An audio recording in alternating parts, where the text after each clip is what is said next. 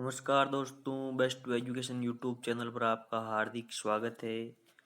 ये वीडियो जीवाणु के बारे में होने वाला है। जीवाणु के बारे में पूरी जानकारी है वो इस वीडियो के अंतर्गत दी जाएगी। सबसे पहले हम शुरू करते हैं इसके सामान्य लक्षण। सबसे पहले हम इसके देखेंगे सामान्य लक्षण। इसके सामान्य लक्षण क्या होते हैं। सबसे पहली बात आती है, जो ये जीवाणु होता है ये कौन से जगत के अंतर्गत आता है, कौन से जगत का प्राणी है ये। तो ये मोनेरा जगत का प्राणी है, ये ध्यान रखना है। कौन से जगत का प्राणी है, मोनेरा जगत का प्राणी है। इसके बाद ये ध्यान रखना है 2 नंबर बात की, जो ये जीवाणु होता है ये प्रोकैरियोटिक होता है। जो जीवाणु की कोशिका होती है वो प्रोकैरियोटिक प्रकार की कोशिका होती है। किस प्रकार की होती है? प्रोकैरियोटिक प्रकार की कोशिका होती है। ये 2 बातें हैं। और इसके बाद में नंबर 3 जो आपको बात याद रखनी है, नंबर 3 जो बात आपको याद रखनी है कि ये जो जीवाणु होता है, इस जीवाणु का जो आनुवंशिक पदार्थ है वो कोशिका द्रव्य के अंदर बिखरा रहता है। और जो केंद्र के ऊपर स्पष्ट झिल्ली नहीं पाई जाती है, इसलिए जो इसका जो केंद्रक है उसके 2-3 नाम हैं, उनको याद रखना है। इसके केंद्रक को क्या कहा जाता है? केंद्र आब कहा जाता है। इसी को हम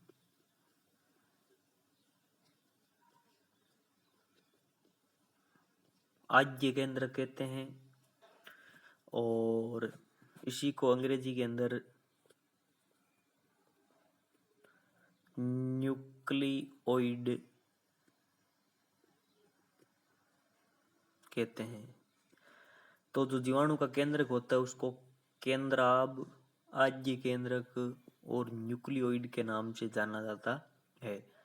ध्यान दें, जो जीवाणु का केंद्रक होता है उसके ऊपर केंद्रक झिल्ली नहीं पाई जाती है, क्योंकि जो जीवाणु कोशिका है वो प्रोकैरियोटिक कोशिका है। और प्रोकैरियोटिक कोशिका की यही विशेषता होती है कि इसके केंद्रक के ऊपर केंद्रक झिल्ली नहीं पाई जाती है। नंबर 4 बात आपको क्या याद रखनी है? नंबर 4 बात, तो नंबर 4 पर आपको ये याद रखना है कि जीवाणु के अंदर जो जीवाणु कोशिका होती है उसके अंदर एक तो ये जो हरितलवक होता है, हरितलवक, आपका माइटोकॉन्ड्रिया, मैं इतना ही लिख रहा हूँ, माइटोकॉन्ड्रिया, अंतर्द्रव्य जालिका जिसको हम कहते हैं एंडोप्लाज्मिक रेटिकुलम, गोल्जिकाई जिनको हम कहते हैं गोल्जी बॉडी, गोल्जी बॉडी, ये नहीं पाए जाते हैं। यह नहीं पाए जाते हैं, यह नहीं पाए जाते हैं, ध्यान दें। जो जीवाणु कोशिका होती है उसके अंदर हरितलवक नहीं पाया जाता है, माइटोकॉन्ड्रिया नहीं पाया जाता है, एंडोप्लाज्मिक रेटिकुलम नहीं पाई जाती है, गोल्जी बॉडी भी नहीं पाई जाती है। यानी कि ऐसे कोशिकांग जिनके ऊपर 2 झिल्लियां या एक झिल्ली हो, यानी कि कुल मिलाकर जिस कोशिकांग के ऊपर झिल्ली होती है वो कोशिकांग जीवाणु कोशिका के अंदर नहीं पाया जाता है, जीवाणु कोशिका के अंदर नहीं पाया जाता है। तब हम सुनते हैं कि जो ये जीवाणु होते हैं, ये जो जीवाणु होते हैं ये प्रकाश संश्लेषण कर सकते हैं। तो इनके अंदर हरितलवक होता ही नहीं है, तो ये फिर प्रकाश संश्लेषण कैसे कर सकते हैं? तो इसके बारे में 5 नंबर पॉइंट में बता रहा हूँ। इसमें जीवाणु के अंदर जो प्रकाश संश्लेषी जो वर्णक होते हैं, प्रकाश संश्लेषी जो वर्णक होते हैं वो क्रोमेटोफोर के रूप में पाए जाते हैं। क्रोमेटोफोर के रूप में पाए जाते हैं। क्रोमेटोफोर के रूप में पाए जाते हैं, ये ज्ञान दे। इनमें प्रकाश संश्लेषण क्यों होता है? जो प्रकाश संश्लेषी जीवाणु होते हैं उनके अंदर प्रकाश संश्लेषण होता है, तो कारण क्या, इनके अंदर हरित लवक तो है ही नहीं, तो फिर कैसे हो जाता है प्रकाश संश्लेषण? तो इसका कारण ये है, जो प्रकाश संश्लेषी वर्णक होते हैं, पिगमेंट होते हैं, फोटोसिंथेटिक पिगमेंट, वो क्रोमेटोफोर के रूप में पाए जाते हैं। किसके रूप में पाए जाते हैं? क्रोमेटोफोर के रूप में पाए जाते हैं। इसके बाद में मैं 6 नंबर बात बताता हूँ आपको, ये भी आपको ज्ञान होना चाहिए। जो जीवाणु होता है उस जीवाणु के अंदर कोशिका झिल्ली पाई जाती है। क्या पाई जाती है? कोशिका झिल्ली पाई जाती है, अंदर अंदर ही अंदर। इसके ऊपर कोशिका भित्ति भी पाई जाती है। क्या पाई जाती है? कोशिका भित्ति भी। तो ये जो कोशिका झिल्ली होती है, जो कोशिका झिल्ली होती है, ये कोशिका झिल्ली कोशिका द्रव्य की तरफ, कोशिका द्रव्य की तरफ ये फोल्डेड होकर इस प्रकार विशेष प्रकार की संरचनाएं बनाती है। उन संरचनाओं को हम कहते हैं मध्यकाय या मिसोसोम। क्या कहा जाता है? मध्यकाय या मिसोसोम, या इसको मीजोसोम भी कहते हैं। हिंदी के अंदर इसको मध्यकाय कहा जाता है। ये जो मध्यकाय होती है ये कोशिका झिल्ली के अंतर्वलन के कारण बनती है, और जो ये है मध्यकाय, ये श्वसन, जो श्वसन से संबंधित जो एंजाइम होते हैं, मैं थोड़ा सा श्वसन शब्द को सही लिख देता हूँ।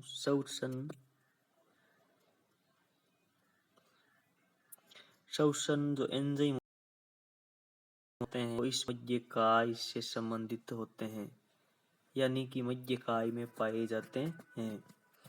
श्वसन एंजाइम कोशिका झिल्ली के अंतर्वलन मध्यकाय पर होते हैं, मिसोसोम पर होते हैं। ध्यान दें, बहुत इंपॉर्टेंट बात है ये। जो जीवाणु कोशिका के अंदर माइटोकॉन्ड्रिया तो पाया नहीं जाता, तो श्वसन से संबंधित एंजाइम कहाँ पाए जाते हैं?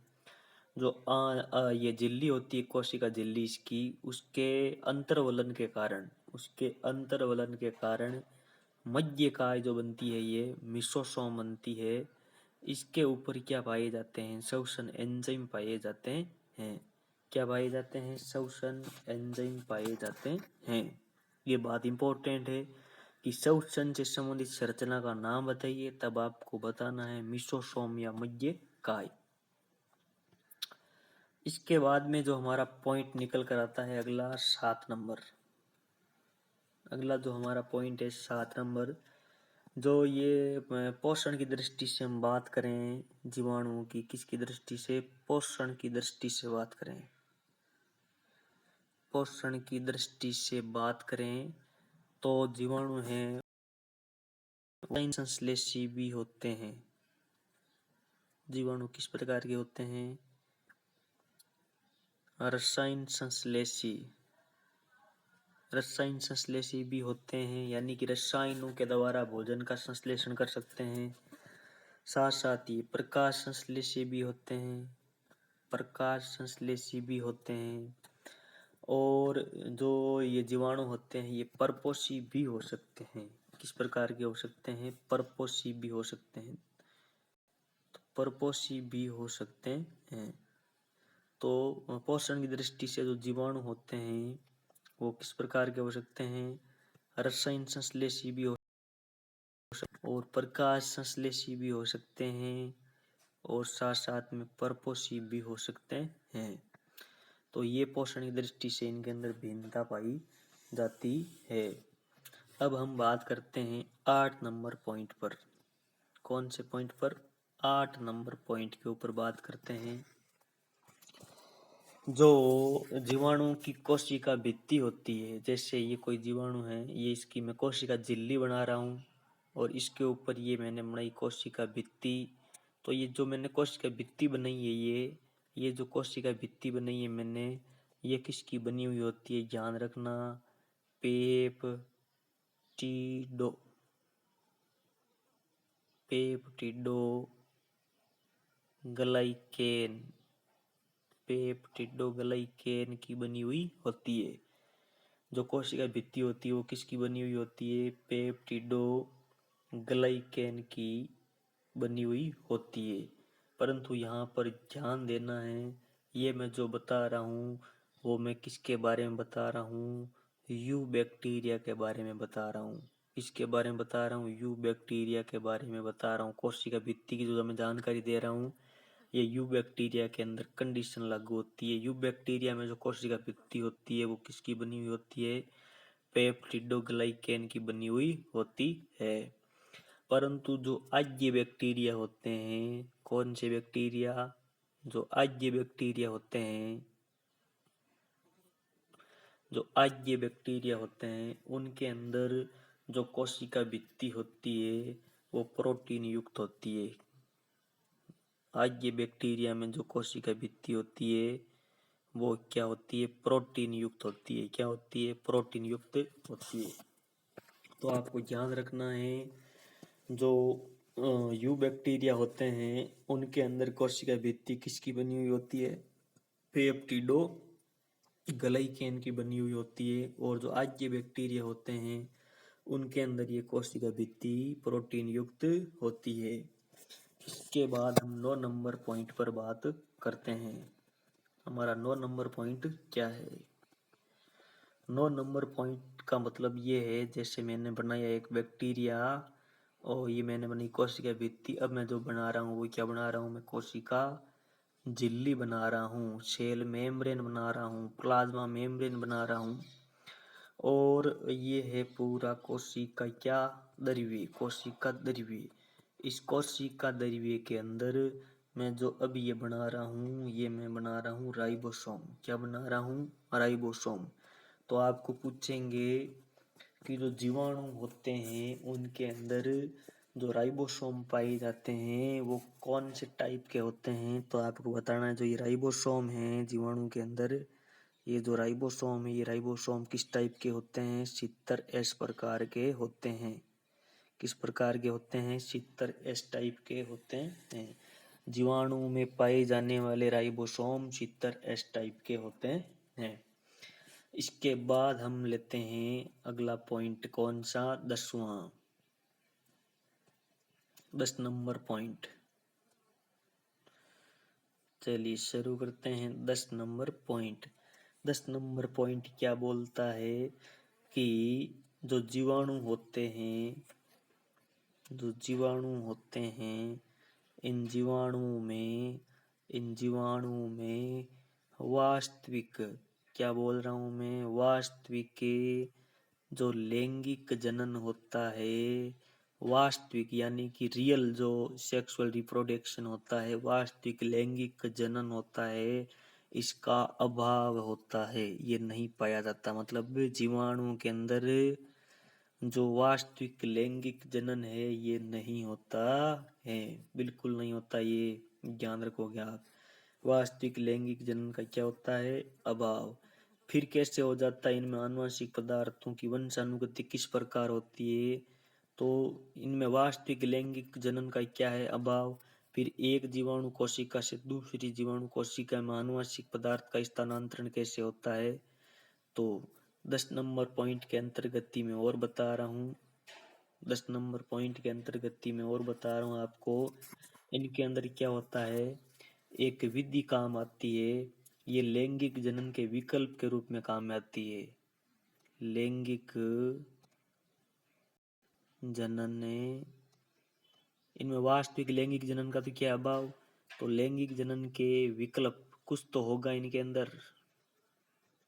तो लैंगिक विकल्प के रूप में एक विधि काम में आती है इनमें, उस विधि का नाम क्या है, बहुत बहुत इंपॉर्टेंट है। इस विधि का नाम है युग्मन विधि। कौन सी विधि, संयुग्मन विधि, जिसको हम कंजक्शन विधि भी कहते हैं, जिसको हम और किस नाम से जानते हैं, कंजक्शन विधि के नाम से भी जानते हैं। तो ये विधि होती है आनुवंशिक पदार्थों की वंशानुगति के लिए संयुग्मन विधि लैंगिक जनन के विकल्प के रूप में काम में आती है। तो ये था हमारा 10वां पॉइंट। इसके बाद शुरू करते हैं 11वां पॉइंट। कौन सा पॉइंट? 11वां पॉइंट।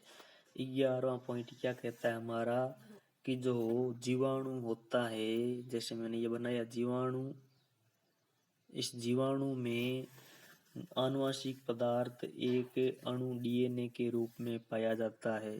आनुवंशिक पदार्थ जो है वो एक सर्कुलर होगा। डीएनए का एक अणु पाया जाता है। बहुत बहुत इंपॉर्टेंट पूछेंगे भाई, जीवाणु के अंदर डीएनए के कितने अणु होते हैं? आपका उत्तर क्या होना चाहिए? एक अणु। जीवाणु के अंदर डीएनए के कितने अणु होते हैं? एक अणु। ये भी पूछे भाई जो जीवाणु होता है उसमें कितने गुणसूत्र पाए जाते हैं? आपका उत्तर कितना होना चाहिए? एक गुणसूत्र पाया जाता है। इम्पोर्टेंट बात है। अब इसके बाद में मैंने पीछे के वीडियो में भी बताया था, मैं 12वां पॉइंट ले रहा हूँ। मैं ये बता चुका हूँ कि जो जीवाणु होता है उसके अंदर डीएनए का एक अणु आनुवंशिक पदार्थ के रूप में पाया जाता है। फिर आप पूछोगे इसके अंदर आरएनए होता है या नहीं होता है? तो मैं बोल रहा हूँ आरएनए इसके अंदर होता है, परंतु जो डीएनए है वो आनुवंशिक पदार्थ के रूप में पाया जाता है और उसका एक अणु होता है। और गुणसूत्र कितने होते हैं? एक। जो डीएनए रूपी, जो ये डीएनए वर्ताकार डीएनए होगा, सर्कुलर डबल स्ट्रैंड डीएनए होगा, और ये गुणसूत्र के रूप में काम करेगा, एक गुणसूत्र के रूप में काम करेगा। इसके बाद अगला जो पॉइंट है हमारा 12वां जो पॉइंट है, जो जीवाणु होते हैं, इन जीवाणुओं के अंदर कोशिका विभाजन कौन सी विधि द्वारा होता है? कोशिका विभाजन है वो कौन सी विधि के द्वारा होता है? तो इनके अंदर कौन सी विधि के द्वारा कोशिका विभाजन होता है? तो इनके अंदर बच्चों ध्यान रखना है, मैंने पीछे के वीडियो में बताया था, इनमें जो विभाजन होगा वो कौन सा होगा? असूत्री विभाजन। कौन सा विभाजन होगा? असूत्री विभाजन होगा, जिसको हम एमाइटोसिस कहते हैं। जिसको हम क्या कहते हैं? एमाइटोसिस कहते हैं। ये ध्यान रखना है, एमाइटोसिस। असूत्री विभाजन पाया जाता है इनके अंदर, असूत्री विभाजन होता है। तो ये थी बैक्टीरिया की सामान्य जानकारी, सामान्य लक्षण। इसके बाद हम अगले वीडियो के अंदर जगत मोनेरा के जितने भी प्राणी हैं, सबसे पहले हम जीवाणु का अध्ययन करेंगे, फिर आगे धीरे धीरे जो भी है जीव उनके बारे में हम जानकारी हासिल करेंगे। इस वीडियो में इतना ही। कैसा लगा वीडियो? चैनल को सब्सक्राइब करें, वीडियो को शेयर करें और वीडियो को लाइक अवश्य करें। जय हिंद, जय भारत।